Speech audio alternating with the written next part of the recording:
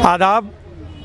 जनहित आवाज़ में आपका स्वागत है। मैं इशरत जमील आपके सामने अलग अलग मुद्दों पर बात करता रहता हूं। इस वक्त मेरे साथ डॉक्टर विक्रम चौरसिया जी हैं, जो बहुत जाने माने सोशल एक्टिविस्ट हैं।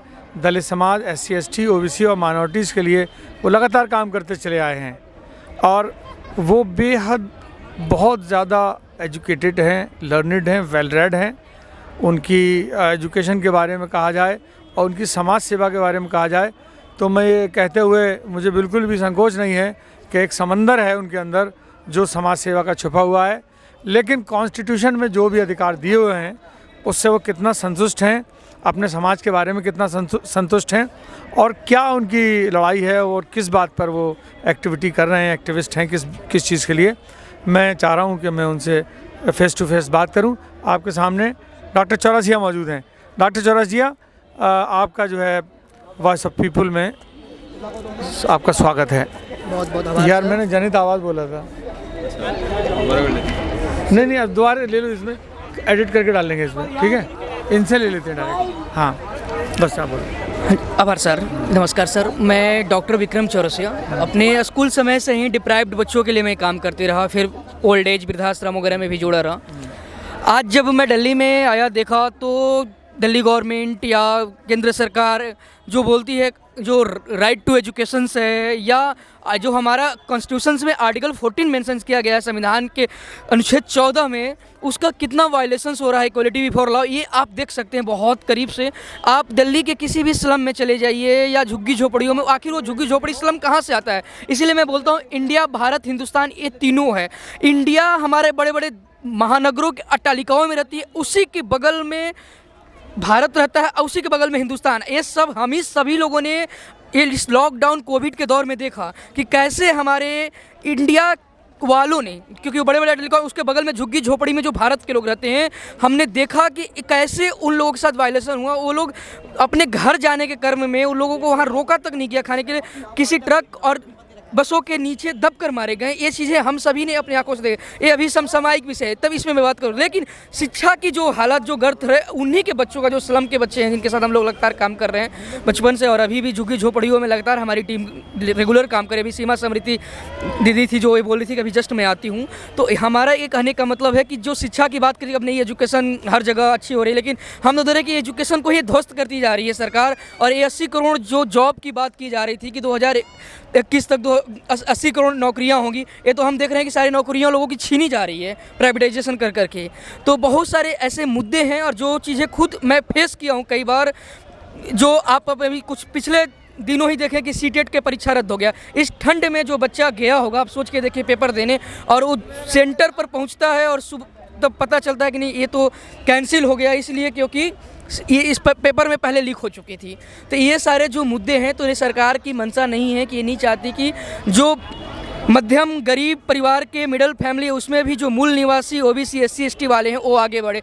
आप UPSC में देख लीजिए, लेटरल एंट्री का प्रावधान लाया गया। उसमें लेटरल एंट्री में हम पूछना चाहते हैं कि हमारे मूल निवासी OBC SC ST वाले कितने उसमें गए हैं, हमें एक भी नहीं दिखा। तो मैं ये कहना चाहूँगा, आने वाला जो इलेक्शन है, ये 4 स्टेट्स के इलेक्शन हैं, अपने समाज को आप क्या दावत देना चाहेंगे, क्या कहना चाहेंगे कि वो विकास के आधार पर वोट दें या धर्म के आधार पर वोट दें? देखिए सर, जो लोग मंदिर मस्जिद धर्म या जो चीज़ का वो लोग रोटी खाते होंगे, उनकी मानसिकता वो है तो वो अपना रखें। लेकिन मैं शिक्षा, एजुकेशन, उसमें भी जो वंचित तबका है, जो डिप्राइव्ड है, जो वर्षों से खासकर जातीय आधार पर डिप्राइव्ड हो गया OBC SC ST के कारण, आप अभी देखिए कि PhD में भाइवा में 1 नंबर दे दी जाती है, इसलिए एडमिशन ड्यू दिल्ली यूनिवर्सिटी में नहीं मिलती है कि नहीं तुम OBC से SC ST से हैं। ये सब चीज़ें भी लग रही हैं। लेकिन एक बात बताओ, आपका समाज SC ST OBC, ठीक है, यही समाज जो है उन सारी संस्थाओं में है जो इस वक्त जो नहीं, उन संस्थाओं में है जो आगे बढ़कर दंगा फसाद कराने में लगी हुई हैं, मुसलमानों से लड़ने में लगी हुई हैं। अपने समाज को ही समझाइए आप पहले। सर, हमारे जो दिमाग में ना आज, इसीलिए देखिए, अभी आपको पता होगा कि एमए के बाद डायरेक्ट पीएचडी का इन्होंने न्यू एजुकेशन पॉलिसी में लाया। इन्होंने एमफिल ख़त्म कर दिया। जो बच्चा एमफिल में सीखता पढ़ता, ये चाहते हैं कि एजुकेशन को ही ध्वस्त कर दो, शिक्षा को ही खत्म कर दो। हम आवाज़ उठा रहे हैं, चौरसिया ओबीसी हूँ, अगर मैं हमारा समाज सबसे ज़्यादा अंधभक्त आज है। अंधभक्त कहने का मतलब मैं ये कह रहा हूँ आपका समाज जितने भी लोग हैं इस वक्त, वो भी संस्थाएं हैं जो इस वक्त जो है झंडे उठा करके नारे लगा करके हिंदू मुसलमान दंगों में आगे आगे हैं, उसमें तो अपर कास्ट के लोग नहीं हैं, आप ही लोग हैं सब लोग। ठीक है, क्या जागरूकता फैला रहे हैं, उनके लिए कोई पैगाम देना चाहेंगे आप? सर एजुकेशन मुख्य जो होता है ना, शिक्षा, जब हम जागरूक रहेंगे ना, जब हमारे पास पता होगा कि कॉन्स्टिट्यूशन ऑफ इंडिया में क्या लिखा गया, कैसे हम इनहेलेशन ऑफ कास्ट जो बाबा भीमराव अम्बेडकर ने बुक्स लिखा था उसको हम जब पढ़ेंगे तो उसको पढ़ने के लिए उस बच्चे को पहले मैं कहूँगा डायरेक्ट पैगाम दीजिए उन लोगों को जो इसमें लगे हुए हैं। डायरेक्ट मेरा यही पैगाम है। हिंदू मुस्लिम सिख ईसाई जो ये लोग कह के भड़काते हैं, हमने अपने आंखों से, मैं जी न्यूज़ और इंडिया टीवी पर भी 2 बार मैं गया था, वहाँ पर डिबेट था, उसमें साबित पत्रा सर थे, यूनुस खान थे कांग्रेस से, और एक दाढ़ी वाले हैं बाबा, वो ब्राह्मण हैं और कांग्रेस में, उनका नाम मैं भूल रहा हूँ, और उसके साथ सुधांशु द्विवेदी जी थे। जब वो डिबेट कर रहे थे तो लग रहा था कि एक दूसरे को मार डालेंगे, हिंदू मुस्लिम कर करके। हिंदू मुस्लिम को ही डिबेट था पिछली बार, लेकिन जैसे ही कैमरा ऑफ हुआ ये दोनों एक साथ बैठ रहे हैं, एक ही में जो स्नैक्स वगैरह जो भी नमकीन वगैरह थे एक ही में खा रहे हैं। तो मैं मुस्कुराते हुए बोला कि सर ये क्या है? तो सर बोल रहे हैं, रिकॉर्ड में बोल रहा हूँ, रिकॉर्डेड याद है, वो भी मुझे पहचान जाएंगे देखकर।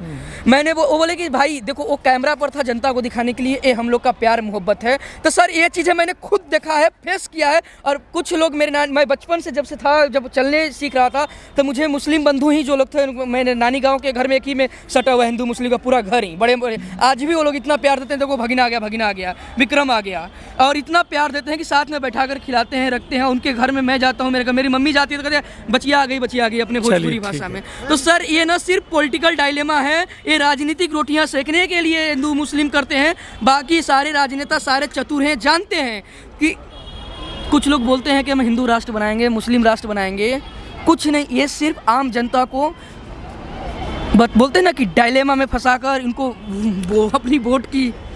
ठीक है, बहुत बहुत शुक्रिया आप डॉक्टर साहब, आपने बड़े बेबाकी के साथ अपने जवाबों को दिया। और मैं वॉइस ऑफ द पीपल देखने वालों को मैं बता दूं कि डॉक्टर साहब की जो बात हैं बड़ी बेबाक और सादा दिली से हैं। वो ये कहना चाहते हैं कि जितना भी आपको ये टेलीविज़न पर शोर शराबा दिखाई दे रहा है गोदी मीडिया का, वो सब एक छलावा है, वो धोखा है।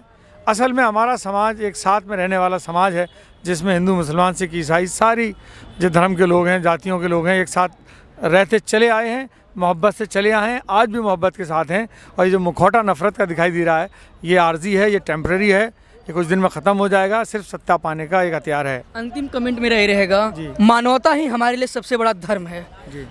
मानवता से बड़ा अगर मैं कोई धर्म होगा जी तो मैं चाहूँगा कि उधर जाऊँ, लेकिन कोई धर्म नहीं है। क्योंकि कभी झुग्गी झोपड़ी सलाम, जिसको रोटी की जरूरत हो, वहाँ रोटी ना मिल रहा हो, तो रोटी से बड़ा कोई धर्म हो तो मुझे बता देना, मैं वो जाऊँगा जी। बहुत बहुत धन्यवाद आपका। और मानवता ही ये सबसे बड़ा धर्म है, ये इस पूरी वार्तालाप का पैगाम निकल करके आया।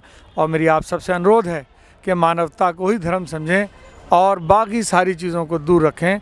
धन्यवाद।